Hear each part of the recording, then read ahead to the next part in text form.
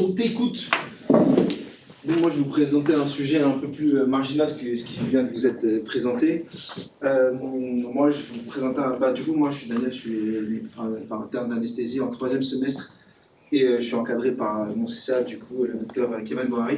Et on va vous présenter un stage junior sur la prise en charge anesthésique d'un patient atteint ou suspect de la maladie de Creutzfeldt-Jakob, qui est une maladie dont vous avez probablement tous entendu parler, mais dont en vrai, on ne sait pas grand-chose parce qu'on n'en a quasiment jamais vu. Et donc, du coup, on va détailler ça un petit peu. Pourquoi on va détailler ça? Parce que en décembre, c'était vers le début de mon stage, on a une patiente qui nous avait été adressée ici au Kremlin, qui est une patiente de 80 ans, hospitalisée pour des troubles neurologiques à type de troubles anxieux, troubles du sommeil, début de troubles à type de démence, et qui était tombée dans sa chambre, qui s'était cassé le col du fémur, et qui avait été adressée ici à notre équipe orthopédique pour une ostéosynthèse pour encluage centromédulaire. Sauf que quand on s'intéresse au dossier, en fait, parmi tous les examens qu'elle avait reçus, on voit qu'il y a un EEG qui conclut un tracé d'aspect compatible à une maladie de Creutzfeldt-Jakob. Et donc, à ce moment-là, ça fait un petit peu paniquer tout le monde et on ne sait pas exactement quoi faire de cette dame. Et donc, on a pris la décision de la renvoyer à la Pitié dans le service référent des maladies des encéphalopathies spongiformes. Et donc, là, le but de ce stage, ce sera de voir est-ce qu'on peut nous-mêmes prendre en charge la patiente différemment et qu'est-ce qu'on peut faire dans ce cas précis. Donc, déjà, on va commencer par une petite question à main levée. Qui pense que la prise en charge chirurgicale est dans tous les cas contre-indiquée chez cette patiente? Okay. Qui pense qu'il faut prendre en charge la patiente avec une rachianesthésie parce qu'une anesthésie générale, c'est contre-indiqué chez cette patiente? Ok. Qui pense qu'il faudra condamner le bloc opératoire pendant 2 semaines après l'opération? Ok. Qui pense qu'il faudra acheter un nouveau respirateur parce qu'on va devoir brûler celui qu'on vient d'utiliser? Ok. Et qui pense que tout le personnel médical impliqué devrait être mis en quarantaine et donc pas de travail pendant 24 heures? Ok. Donc déjà, qu'est-ce que la maladie de Creutzfeldt-Jakob? Donc c'est une hépatopathie spongiforme transmissible, comme je vous l'ai dit tout à l'heure, et donc en gros c'est l'accumulation dans le cerveau et dans les tissus nerveux plus largement d'une protéine qui est normalement exprimée, donc une protéine qui est normale mais qui est mal conformée. Cette protéine c'est le prion qu'on appellera PRP-SC lorsqu'elle sera mal conformée. Traduit, en fait elle s'accumule dans les tissus nerveux et elle crée des lésions dégénératives délétères. Et donc, on a une dégénérescence très rapide et fatale du système nerveux central. Donc, ce qu'il faut savoir, c'est que c'est une maladie super rare. C'est pour ça que pour la plupart, on n'en a jamais vu et on n'en verra probablement jamais. Un individu sur 1 million chaque année est atteint de cette maladie. Et on voit qu'il y a 3 modes de transmission principaux. La transmission sporadique, qui est largement majoritaire, dans 85% des cas. En fait, c'est une maladie qui atteint un individu sans atteinte génétique ni contamination particulière. Dans 15% des cas, c'est une atteinte génétique. On a une mutation au niveau de cette protéine prion du gène E200K, et donc c'est la mutation la plus fréquente. Et très rarement, un seul % des cas, c'est des cas de contamination. C'est à ces cas-là qu'on va s'intéresser nous, parce qu'en tant que professionnel de santé, déjà, c'est à ça qu'on peut être exposé. En plus, c'est sur ce type de transmission qu'on a le plus grand rôle à jouer. Je vous ai mis un tableau qui résume un petit peu, depuis le début du recensement, tous les pays, combien de cas ils ont rapporté de cas de Creutzfeldt-Jakob. Hormis les chiffres qui ne seront pas hyper intéressants, on voit juste que les pays qui sont représentés ici, ce sont des pays développés, riches, et donc on peut facilement comprendre que cette maladie, elle est probablement très sous-diagnostiquée dans d'autres pays, et qu'elle est probablement un peu plus fréquente que ce qu'on pense, mais simplement, nous, dans les pays développés, on en recense ce nombre-là depuis les années à peu près 1980. On a une augmentation importante de l'incidence ces 30 dernières années, tout simplement parce qu'on les recense plus et on suit beaucoup plus ces malades.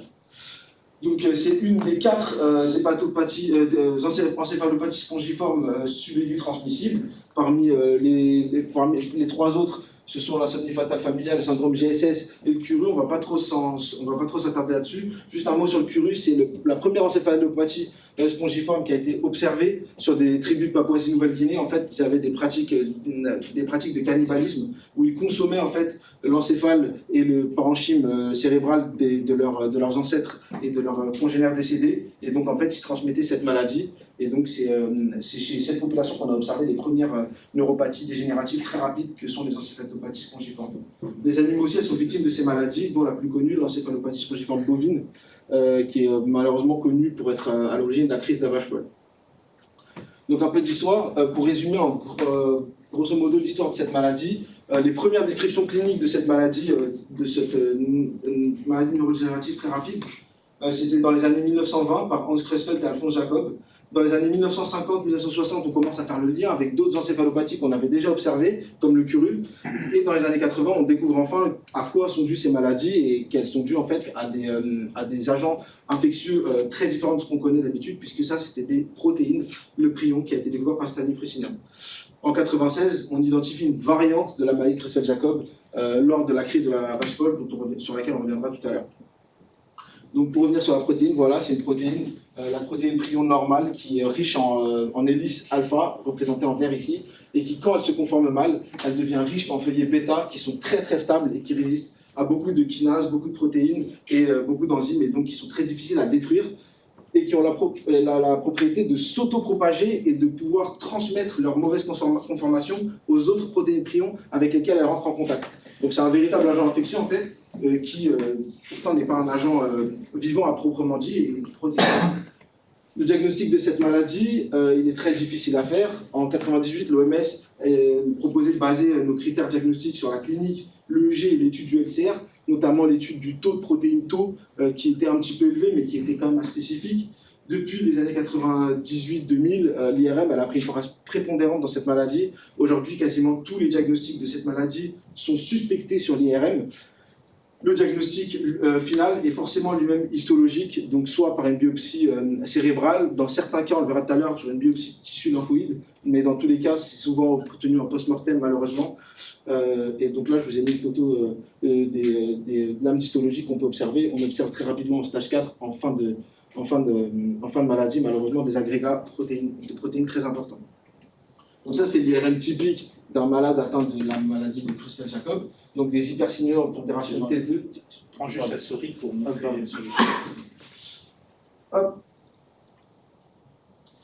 Donc voilà, donc on voit les hypersignaux en pondération T2 au niveau du cortex cérébral et au niveau des noyaux gris centraux, donc c'est assez caractéristique, cette couronne hypersignale en T2. Donc cette maladie, c'est une maladie malheureusement incurable et très grave, vu que en fait, l'issue est quasiment toujours fatale dans l'année suivant le début des symptômes, avec une durée médiane de survie de 5 mois.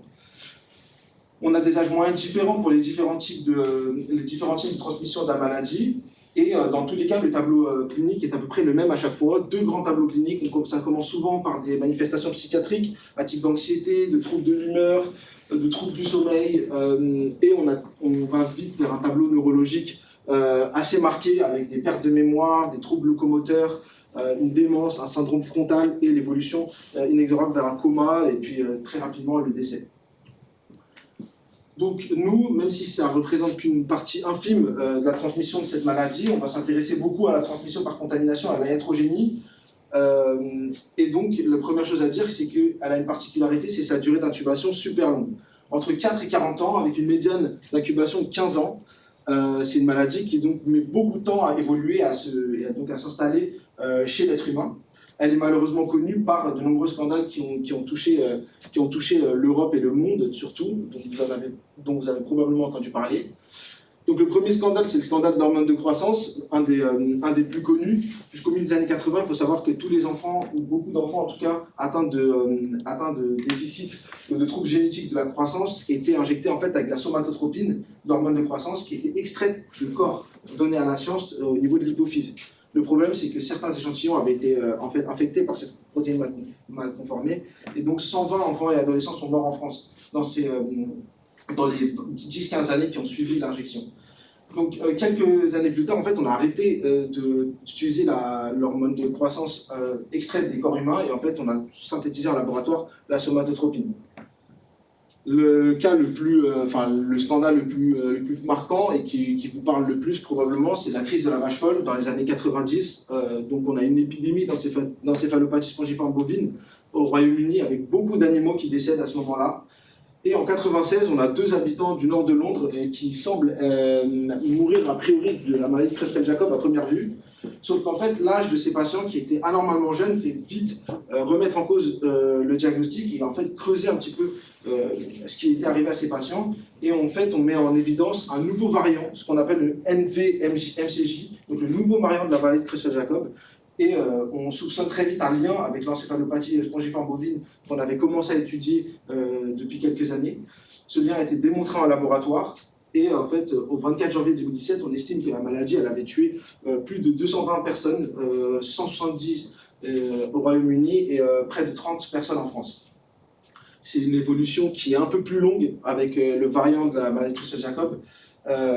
Et on s'est rendu compte que l'homme ça se transmettait à l'homme par le contact avec des tissus à risque. Donc, par exemple, les éleveurs qui allaient voir leurs animaux morts, qui étaient en contact avec leur sang, avec leurs boyaux, etc. Pas forcément par les muscles. C'est pour ça que la viande, on a considéré que c'était pas à risque rétrospectivement. Sinon, on aurait eu probablement beaucoup plus de victimes.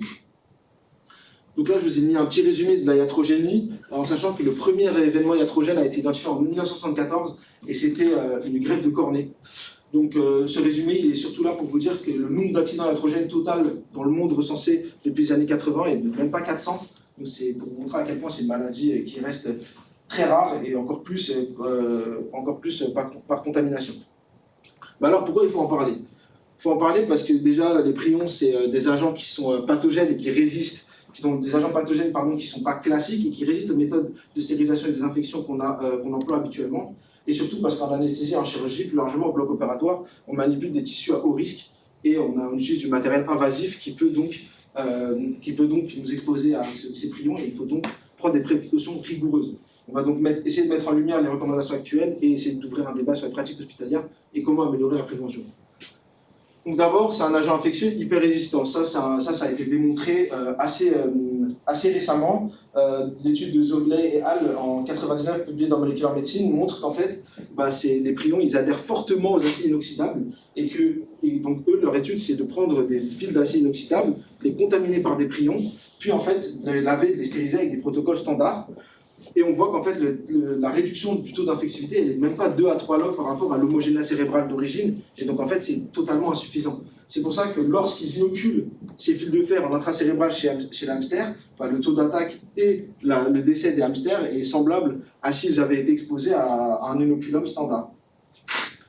La revue Taylor, parue en 2000, elle nous montre simplement que les deux solvants que eux ils ont mis en évidence comme étant capables d'inactiver de manière satisfaisante les prions, c'était l'hydroxyde de sodium et les solutions hypochlorées, suivi d'un passage dans un autoclave à 184 degrés. Un autoclave, en fait, c'est une machine qui stérilise les instruments par la chaleur grâce à de la vapeur d'eau.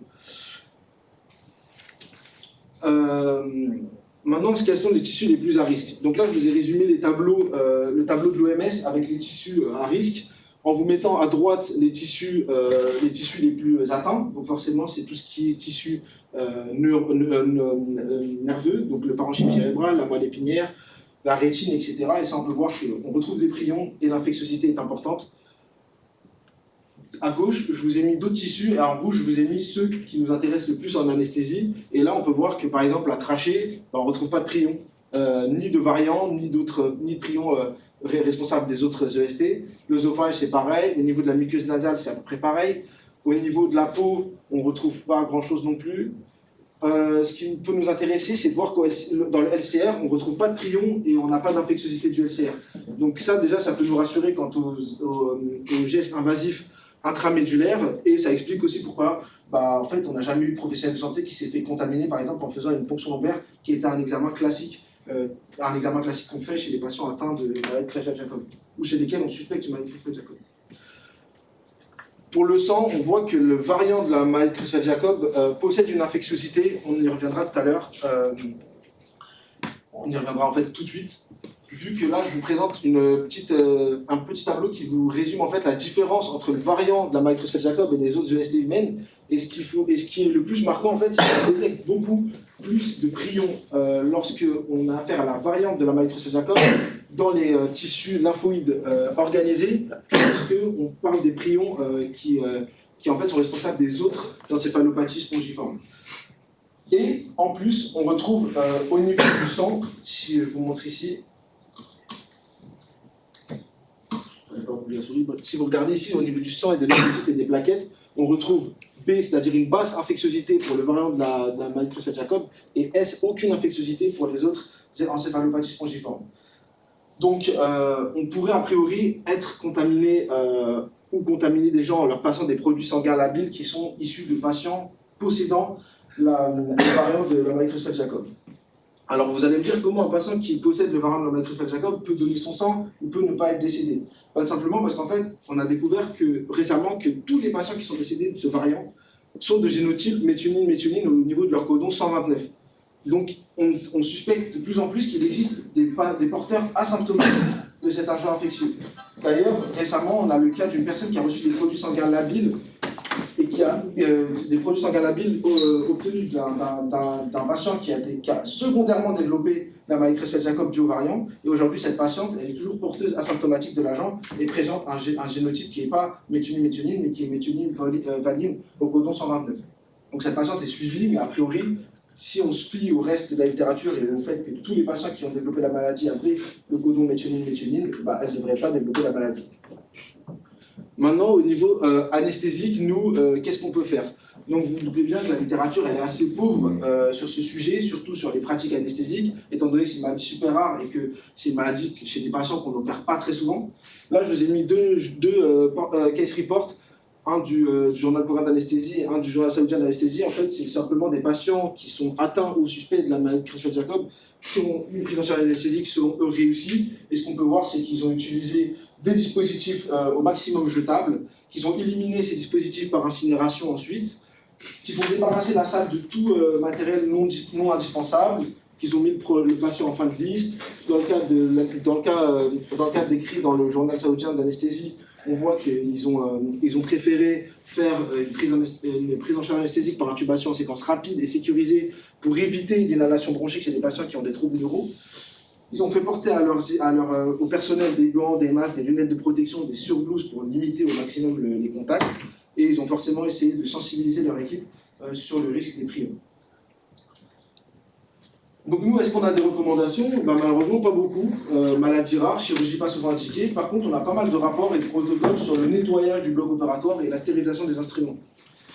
Donc si on s'intéresse un petit peu à ces rapports-là, on voit que le Conseil supérieur d'hygiène belge, par exemple, il nous dit qu'il faut éliminer les matières biologiques immédiatement avec des compresses absorbantes. Donc il ne faut pas commencer tout de suite le nettoyage parce qu'on risque en fait d'étendre la surface touchée par les prions. Et qu'il faut nettoyer avec un détergent enzymatique, parce qu'en fait, il y a certaines enzymes, des résidus organiques, qui peuvent protéger les prions, comme les aldéhydes, etc. Donc, après ce nettoyage enzymatique, on peut utiliser les deux solvants qui ont mis en évidence un taux d'inactivation assez important, qui sont l'hydroxyde de sodium et le diabète, laisser agir 1 heure, rincer abondamment à l'eau stérile, et jeter tout ce qu'on a utilisé dans des sacs d'acide qui seront ensuite incinérés. Pareil, le Centre de contrôle et prévention des maladies infectieuses américain, il met en place 3 protocoles pour la stérilisation des instruments. Ça reprend à peu près ce qu'on voit depuis tout à l'heure pour le lavage des salles, etc. On utilise beaucoup l'hydroxyde de sodium, beaucoup l'hypochlorite de sodium, beaucoup l'autoclave à haute température. Donc on ne va pas s'attarder là-dessus, ça nous concerne un peu moins, mais c'est vrai que c'est des protocoles qui sont assez bien codifiés. D'ailleurs repris par le ministère de la Santé et de la Prévention, qui en plus émet la nuance, si le patient est vraiment atteint ou vraiment suspect de Creutzfeldt-Jakob, ou alors s'il est seulement à risque, c'est-à-dire est-ce que sur le formulaire, vous avez souvent vu la question, est-ce que vous avez reçu des hormones de croissance avant les années 80, est-ce que vous avez... Et bien si le patient répond oui, et qu'il est donc à risque d'avoir été un jour en contact avec la maladie Creutzfeldt-Jakob, et ben dans ce cas-là, il y a d'autres protocoles, mais qui sont sensiblement les mêmes. Donc, pour nous, en tant qu'anesthésistes, les recommandations, on en a peu. L'Université de Californie, elle nous dit que pour les soins standards, en salle, etc., on prend les précautions standards. Il n'y a pas besoin de chambre individuelle, il n'y a pas besoin de jeter les vêtements ou les déchets ou tout ce que le patient a touché. Par contre, en périopératoire, il faut utiliser au maximum les instruments à usage unique et porter des équipements de protection complets. Donc, une blouse, des masques FFPI, 2 ou 3, des visières, des gants doubles, des couvre-chaussures, et évidemment recouvrir les plans de travail par du plastique ou des choses imperméables qu'on va pouvoir jeter par la suite. Là, je vous ai mis le cas d'une patiente assez intéressante, une patiente qui a été diagnostiquée à 18 ans d'une maladie Creutzfeldt-Jakob pendant sa grossesse et qui a reçu une césarienne à 38 semaines d'aménorrhée sous anesthésie péridurale. Donc on a très peu de littérature sur comment il faut endormir ces patients. On sait qu'on peut les endormir, ça c'est déjà fait, et on voit ici qu'on peut même faire des anesthésies loco-régionales comme l'anesthésie péridurale. Bien sûr en prenant toutes les mesures nécessaires, protection du sol, etc.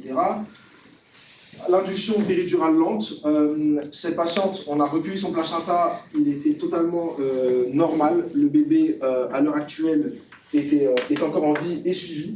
Malheureusement, cette patiente est décédée 12 mois après son accouchement de la maladie de Creutzfeldt-Jakob. Est-ce qu'il faut jeter le respirateur? J'ai posé beaucoup de la question aux IAD, qu'est-ce que ça leur évoquait, la maladie de Creutzfeldt-Jakob, et souvent on m'a dit, apparemment on doit jeter le respirateur. Non, il ne faut pas jeter le respirateur. Pourquoi? Parce que tous les articles ils mettent l'accent sur le remplacement immédiat des circuits ventilateurs avec des filtres jetables. Donc oui, on n'utilise rien une deuxième fois. Donc tous les fils, tous les câbles, tous les filtres HME, etc. on jette. Par contre, on jette et on brûle. Par contre, le respirateur lui-même n'a pas besoin d'être jeté, n'a pas besoin de mettre en quarantaine ou être décontaminé de manière particulière. Les expérimentages ont montré que les prions ils adhèrent aux surfaces en accès inoxydable, comme les tuyaux, etc., et pas au respirateur lui-même. En pratique, on a 3 problèmes qui sont bien identifiés. Déjà, les protocoles de stérilisation sont peu systématisés. Il y a certaines institutions qui continuent d'utiliser des instruments réutilisables, etc. Donc là, on a le rapport de l'ECDC qui date de 2008 et qui nous montre qu'en fait, il y a une variabilité trop importante entre les différentes directives des États et qu'en fait, il faudrait faire des directives communes qu'on devrait mettre à jour régulièrement. De deux, manque de sensibilisation du personnel hospitalier sur le risque des prions, ça a pu se comprendre étant donné que c'est très très rare. Le mieux on en sait, le mieux on connaît, le plus on est capable de se protéger soi-même. Et ensuite, le coût des équipements à usage unique versus le risque infectieux qui reste un dilemme économique et sanitaire. Donc ici, en France, pays développé avec des moyens très importants, on se posera très très rarement la question, mais il faut savoir que dans d'autres pays, le matériel à usage unique est très coûteux, surtout quand tout doit être à usage unique. Et en plus, c'est des patients qui sont, pour ceux qui sont diagnostiqués, en tout cas quasiment condamnés. Donc la question du bénéfice-risque de la prise en charge chirurgicale se posera toujours. Donc on a décidé de faire un petit protocole pour le service, et une petite checklist, un petit pense-bête qui vous permet de penser un petit peu à tout ce que vous devriez faire ou à quoi vous devriez penser en cas de prise en charge en bloc d'un patient atteint ou suspect de maladie de Creutzfeldt-Jakob. Donc d'abord, l'important c'est de communiquer, donc d'informer et de communiquer avec tout le monde, de communiquer avec les services d'hygiène de l'établissement parce que c'est eux qui vont mettre en place la traçabilité et toutes ces choses-là. De contacter le centre de référence qui est à la Pitié-Salpêtrière, qui pourra toujours nous apporter des éléments supplémentaires. Ensuite, au bloc opératoire, le patient en fin de programme, ça semble assez logique, étant donné, vu toutes les choses qui sont à mettre en place après son passage au bloc. Bien se protéger, comme je vous l'ai dit tout à l'heure, avec tout ça, les gants, les masques, etc.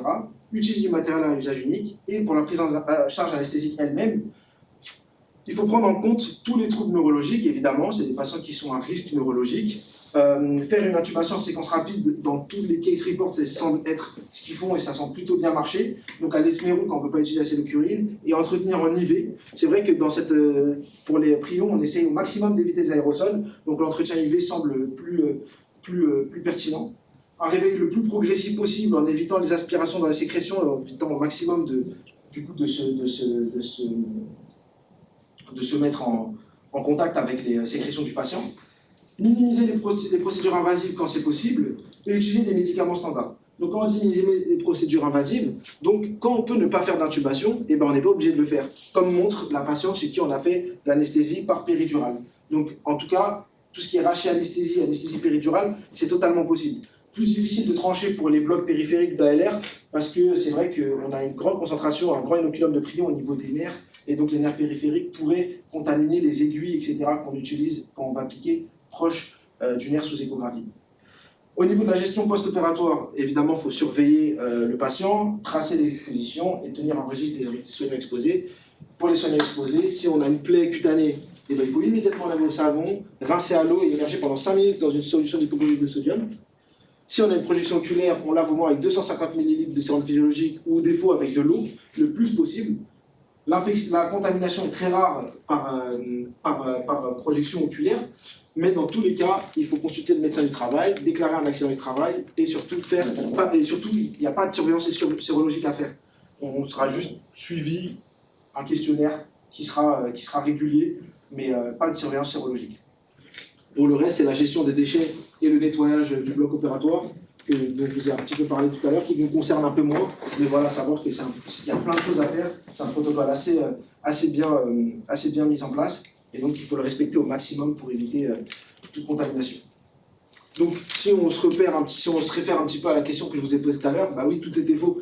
Il n'y a rien à faire de particulier pour le personnel médical, on ne va pas mettre en quarantaine tout le monde. Si on est bien protégé, et ben on n'a pas de risque d'être contaminé par le prion. Pas besoin de mettre un nouveau respirateur parce qu'on peut réutiliser le respirateur. La salle de bloc opératoire doit être lavée, ça prend du temps, mais c'est pas 2 semaines. L'arraché anesthésie est possible, mais l'AG est possible, et l'AG est très souvent ce qu'on fait. Et la prise en charge chirurgicale ne doit pas être contre-indiquée, et au contraire, ces patients, on a un petit peu trop l'habitude de les laisser tomber au vu de leur pronostic, mais c'est des patients qu'on peut facilement opérer si toutes les précautions sont prises, en tout cas. Donc ce qu'il faut retenir, c'est que c'est une maladie rare et incurable, mais surtout que c'est très rare, donc vous aurez peut-être appris plein de choses, mais vous n'aurez pas besoin de mettre tout ça en place, parce qu'on ne verra peut-être pas ça plus tard dans notre carrière, on ne sait pas. L'agent infectieux, c'est une protéine, donc c'est ce qui rend l'agent infectieux un peu particulier. La prise en charge anesthésique a une demande d'organisation importante, mais elle est toujours possible, donc il ne faut vraiment pas laisser ces patients sur le côté. L'AG est à privilégier, si nécessaire, on peut faire une ALR. La communication et la traçabilité sont importants, et juste redire qu'aucun professionnel de santé n'est décédé de contamination par encéphalopathie spongiforme transmissible, donc vous allez vous en sortir, vous n'avez pas de soucis à nous faire. Je ne m'inquiète pas pour vous, et merci de votre attention.